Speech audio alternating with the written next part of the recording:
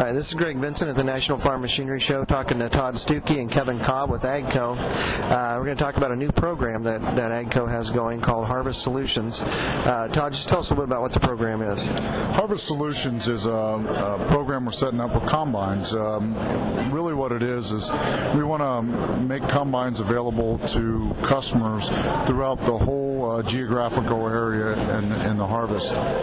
For example, you start a harvest down in Texas and you're rolling up to Montana, and we feel to get the full utilization of the combine, to put more hours on it, more hours utilization, better asset utilization, is we can move this combine from one geographic area to the next. And we'll contract with the customer on so many hours, and Kevin can get the price in the hours and so forth. Hours, and then he's responsible. He harvests his crop, we pick it up, move it up to the next area, and so on. So the combine is physically moving almost in a custom harvesting sort of format. Exactly.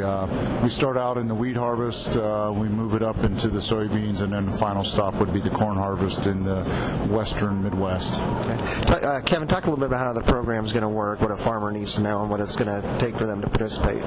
One of the unique things that we're offering with the challenge, these will be the 670B combine, which is a Class 7 combine, looking at a 350 bushel grain tank, 350 horsepower engine, and we're going to be offering it with the heads available, either a 30-foot or 35-foot platform, along with an 8 or 12-row corn head, so that, again, matching the capacity to the customer's operations, and also overcoming that objection of not owning heads or not needing to own heads for a current model combine. So we feel that's going to be a nice differentiation to it that will offer the customer some alternatives to either adding a second machine to their operation or, again, replacing their original equipment and let them use that cash for other operations. How about required hours on this? Is there a minimum number of hours or a maximum?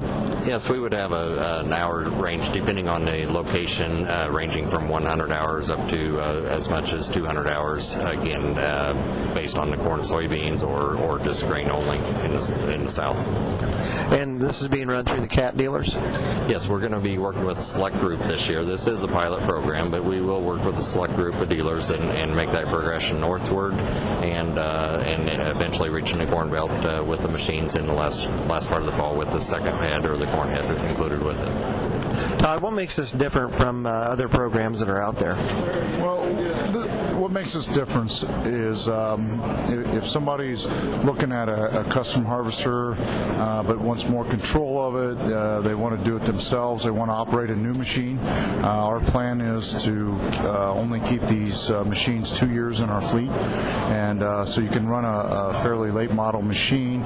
You get the latest technology. We're going to have them completely equipped with our FieldStar, our telematics, pretty much everything. So it's a way for a customer to be able to harvest his crop very economically. You can look at his how much borrowing capacity he has. Is it better to rent this machine versus own a machine? And it's a very efficient way to get your crop harvested. Maybe this is, I'm not sure which one to ask you, which one of you to ask, but is this designed for a specific type of farmer, size, or where does it make sense? I think that's where the necessity for a second machine comes in the fact that the grower may already have one machine and need the second machine either let's say in the fall harvest, for instance, to support their soybean operation when you're needing to do both crops at once, and as opposed to buying a used machine where they have the risk of downtime and additional repair costs. It does allow a fixed cost per acre for the operator to work with.